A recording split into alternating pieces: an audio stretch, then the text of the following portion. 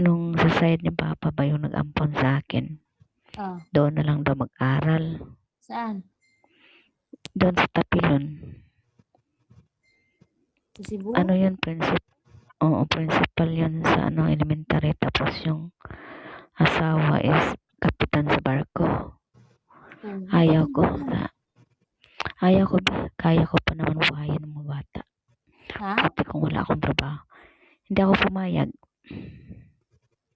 Ah, Kaya ko pa naman buhayin eh. May trabaho naman ako eh.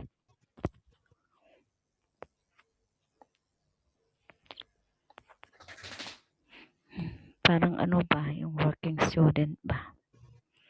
Sila nag-working. magpaaral. Sila magpaaral. Pero Doon magtatrabaho siya magbanda. doon. Magtrabaho sa tindahan. Mahirap din yung May para sa tindahan kanila. kasi. Oo. Kaya ko pa naman paaralin yung anak ko. Hindi ako pumayag. Pumilit yung anak ko pero hindi ako pumayag. Pinagalitan ko pa. Hindi, pwede din yun sa anak mo, te, kung para matuto din kumayod habang maliit pa kasi yung mga bata dapat natututo din. Kung hindi naman din siya dun mahihirapan at nagiging maayos naman sa pag-aaral niya. Kaso lang, Ayoko ba malapit pag, sa Nubia. ano na kasi, Andun yung mahirap Nubia. kasi dun pag graduating na siya eh. Doon siya maano Andun dun kasi eh. yung Nubia. Andun kasi yung Nubia. Mahirap na baka mas pa. Ah, Magkonsumisyon lang okay. si magkonsumisyon lang si ante tsaka si uncle doon. Sa bagay, mahirap din Mahirap yun. mapahiya pa ako. Buti kung kamag-anak talaga namin yun, hindi eh. Mm. Hindi naman namin kadugo yun. Sa bagay, mahirap din kasi pag hindi mo kadugo eh. Hmm. Kahit ang turing nila sa amin kadugo, pero wala pa rin, hindi pa rin mahirap na. Mahirap yun. Okay na yun kung nasaan yung mga anak mo at kung okay naman siya doon. Okay na yun. Okay, ando naman, na-enroll na dun sa kaso wala pa rin yung card tsaka good moral. Ano ata Hanggang yun, hihingi 10 ang ata yun ng school.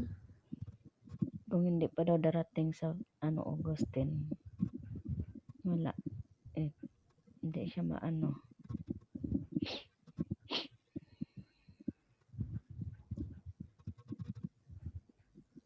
na-enroll na siya pero temporary pa lang. Pag nga ano naman yun eh, madali na naman kuhanin ng good moral character. Nakuha naman na. Kaso ang hindi pa na pa-LPC, iwan ko sa mga kapatid ko. Ko na, binigyan ko na ng pangpadala ng pa-LBC eh. 300 lang naman yung pagpa-LBC ata.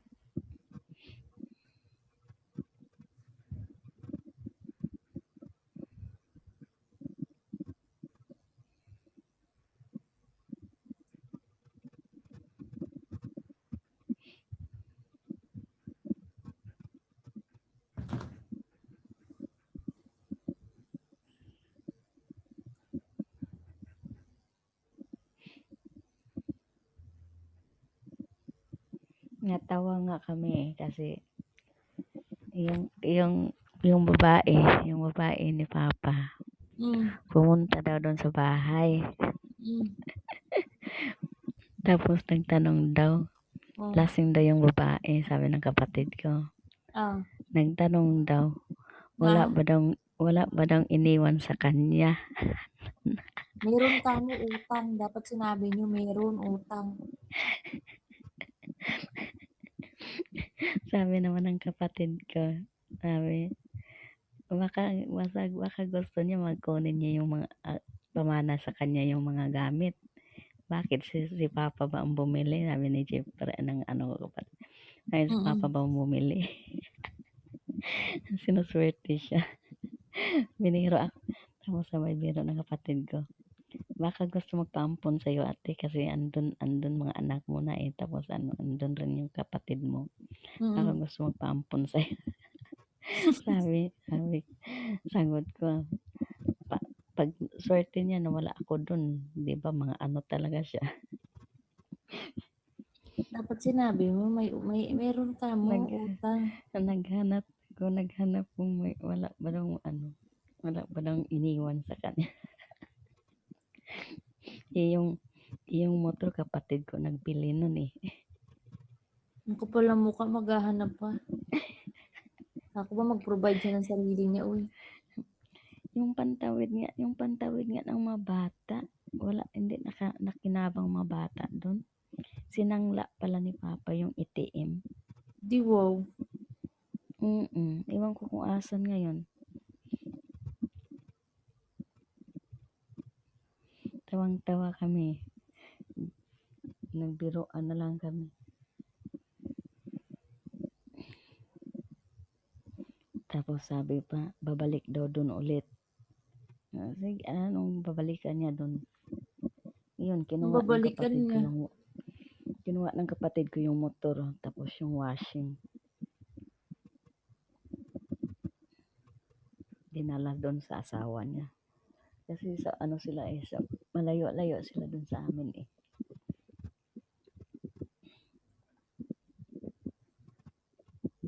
May nabili na kasi yung lupa. Pagpatayo na lang ng bahay.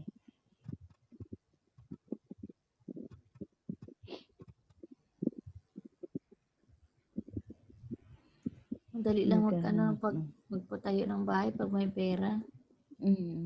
Mura lang din kasi doon ng lupa be.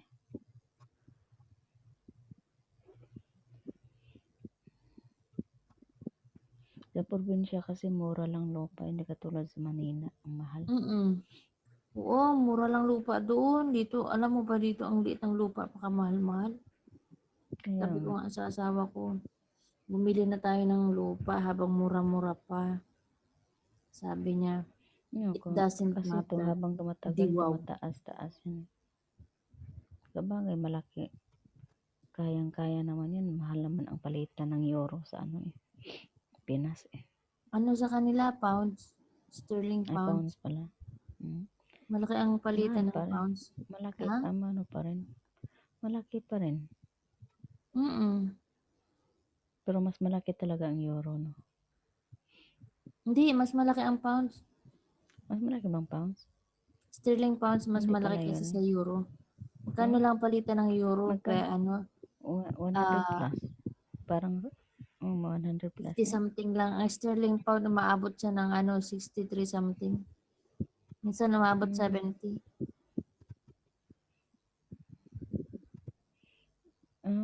Pero mas mahal pa rin pala yung sa Oman. Mas Saka mahal sa ang Kuwait. Oman. Tsaka Kuwait. Malaki ang 100 nila, plus eh. malaki ang value ng pera nila.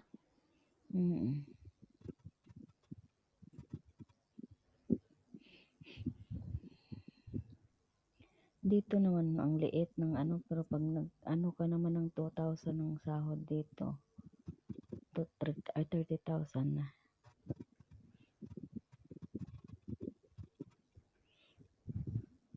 Kung hindi nga lang ako bawasan ng sa visa eh. 30,000 na sahod ko eh. Poaching na yan. 3 months bawas ang ko. Matatapos din yan. Thank you, Ate Jane. Sige, be.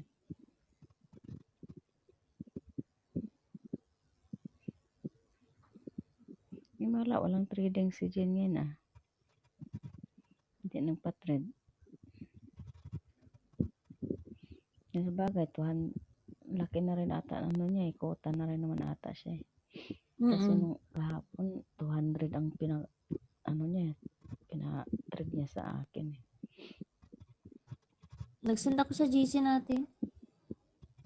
Hindi ko ma-view. Hindi ba nakapanel? Mamaya i-view ko yan. Hindi ko siya mapalaki eh. Maliit lang. Hindi ko makita. Hindi ko mabasa pala.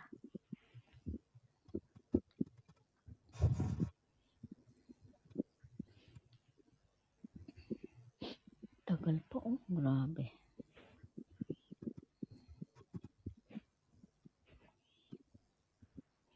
Nakikita nga ko lagi ng amo ko nakaganito siya, Na? sa AL ba. Oh, Nakikita ko lang nakatingin lang talaga siya sa cellphone ko. Habang kinakausap niya ako, nakatingin siya sa cellphone. Nahayaan ko lang naman, wala man siyang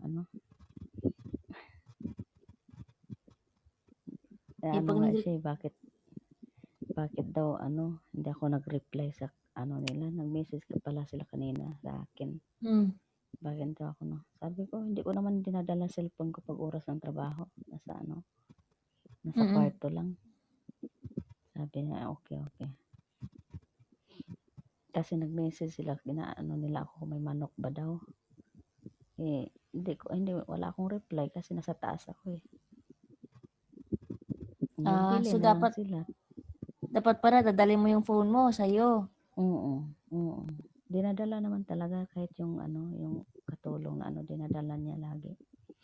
Kaso ayaw ko, walang bulsa kasi baka malaglag. Ang hirap na. Hmm,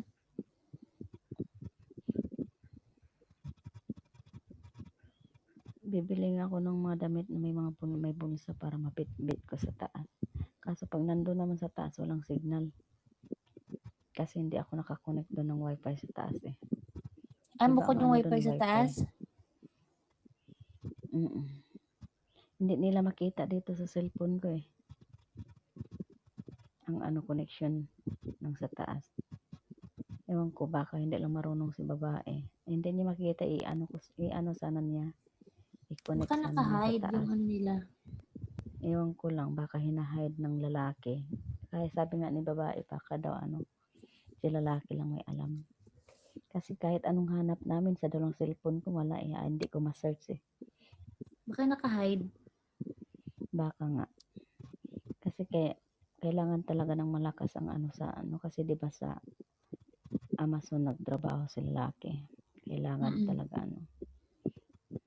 malakas yung connection niya. Kaya nakabukod yung wifi niya dun sa taas eh. Kaya ganun.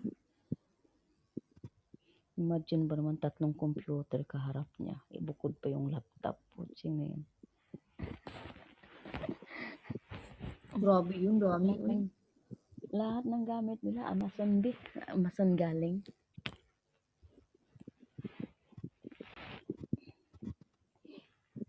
Sana oil na lang tayo dyan. Kaya Siyempre, nga eh. malaki posisyon eh, siyempre. Kaya nga. Mataas at ang posisyon itong lalaki. Walang pakialam sa walang pakialam sa pira eh. Kuripot lang sila pero walang sa mga gamit.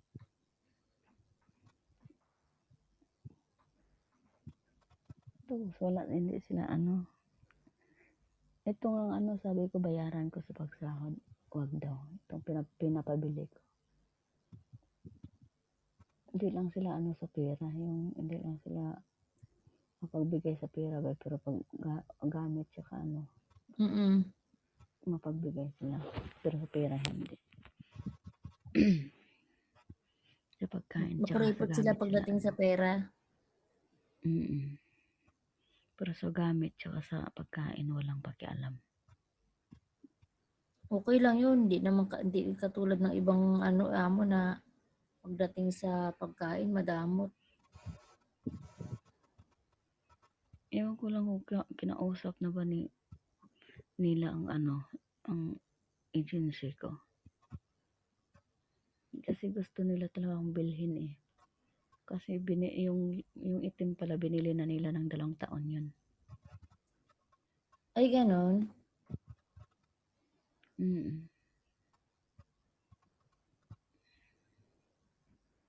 Binili nila Ano ng yun, 2 babalik taon. pa Kaya siya? pagbalik Babalik ng pa itim, yung kasama mo dyan? sa 24 balik. Ilang Kaya araw pagbalik ang ng bakasyon niyo? pagbalik 1 buwan lang. Isang buwan lang.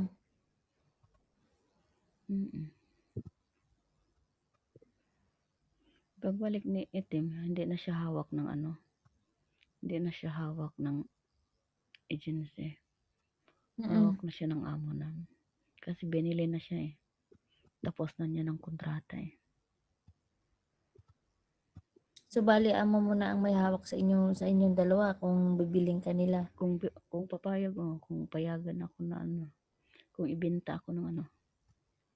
Kaso pa sa tingin ko hindi papayag yan eh. Mm. Kaya nag-message nga agad sa akin yun eh. Yung agency eh. Oo. Na mag-ano na daw ako, bumalik daw ako sa accommodation sa August 22 ba yun? Bakit? Nag-message na agad sila eh. Kasi nga, hindi na ako kailangan ng amo ko. Hindi sinabi ko sa amo ko. Sabi Bakit nila, kasi darating na si ano, yung itim? mm, mm. Bakit hindi ba kayo pwedeng dalawa? Gusto nga ng ano, kukunin nga ako. Kaso ang mahal pala ng binta nila eh. Oo. Isang buwan, 4,000. Oh? Tapos ang pinapasahod sa amin is kalahati lang. Kaya gusto ng amo ko bilhin ako kasi kawawa daw kami kasi ang laki daw ng binabayaran nila tapos ang napupunta lang pala sa amin kalahati. Bawas pa sa visa. 4,000 pala yun. Yung Grabe ano no? nila. Mm. Ang laki. Ang laki ng kaltas nila. Laki nga. Ang laki nga. Kaya nga nagulat nga rin ng amo ko. Kasi tinanong kasi ako kung magkano ano. Kasi yung sa itim hindi nila natanong pa ngayon sa itim. Sa Mm. akin tinanong ako kung ano magkano ba daw sahod ko. Mm. Sabi ko 2,000. Kaso may visa na binabawas sila kaya 1,500 lang. Sabi ko ganun. Sabi nila, ha? Binibili namin, binabayaran namin sa monthly sa agency nyo is 4,000. Sabi gano'n nila. Sabi gano'n. Ang laki pala no? Kaya Mm-mm. pala, kahit wala kayong trabaho dun, suportado kayo kasi pag nagkatrabaho Mm. naman pala kayo, tiba-tiba pala sila. Tiba-tiba. Kaya nga. Kaya hindi nila kami basta-basta ibibigay ng ano. Kasi O kasi mawawalan sila ng mawawalan sila income ng eh. ganansya eh. Mm. Mautak nga eh. Kaya pag, ang ano nila, pag hindi, kung ibalik ka na doon sa accommodation, hahanapan ka na agad nila ng ano, di panibagong Nag-amo. bayad na naman yun. O, di ba? Oh, ang galing no? Ang laki ng ano nila. Kaya nga eh, mautak talaga eh. Grabe.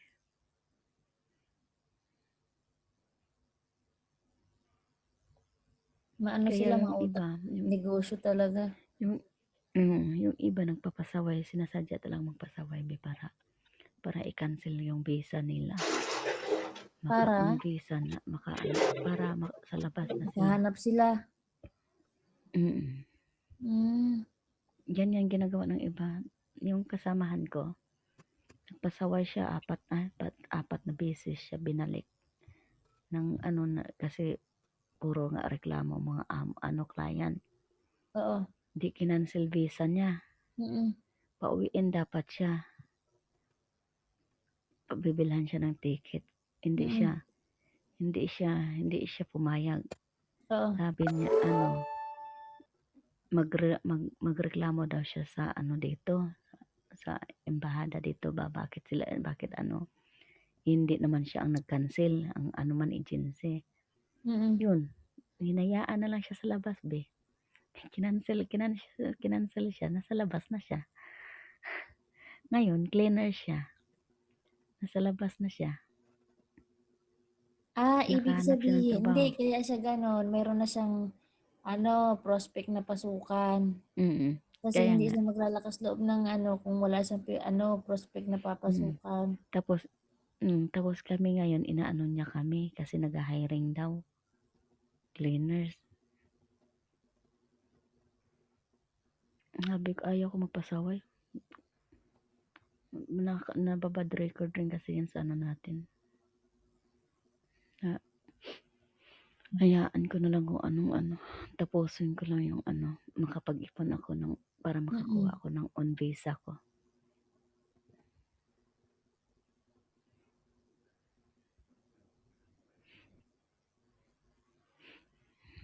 Sayang naman 'pag Kasi kung maganda rin yung malinis mm, yung record. kasi kung ano, kung ikaw mag-cancel ng sarili mo sa agency, laki ng hinihingi nila be, na bayad mo. Oh, 3,000 hinihingi nila 'pag ikaw mag-cancel. ay grabe oy. Mm. Pero 'pag sila ang mag-cancel, wala kang babayaran. 'Pag agency ang mag-cancel sa'yo. Mm. Kaya siya nagpasaway. Mm. Ay, kaya. Kaya yan ang inaano ng iba nga dito, nagpapasaway para i-cancel sila ng agency. Hindi ka naman basta-basta mapauwi ng agency. Puwera na lang kung buntis ka, yun mapapauwi ka talaga, tsaka may sakit. Pero yung ano lang wala, hindi ka basta-basta mapauwi nila.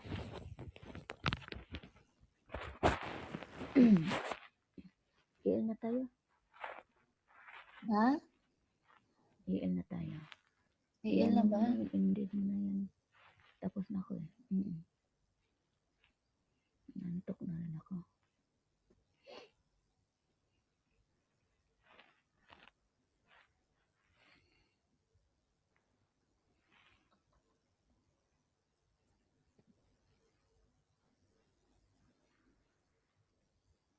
Hindi Ended ko pa ko sila na. nalalaglag doon. Wait lang. Baba muna. Sige.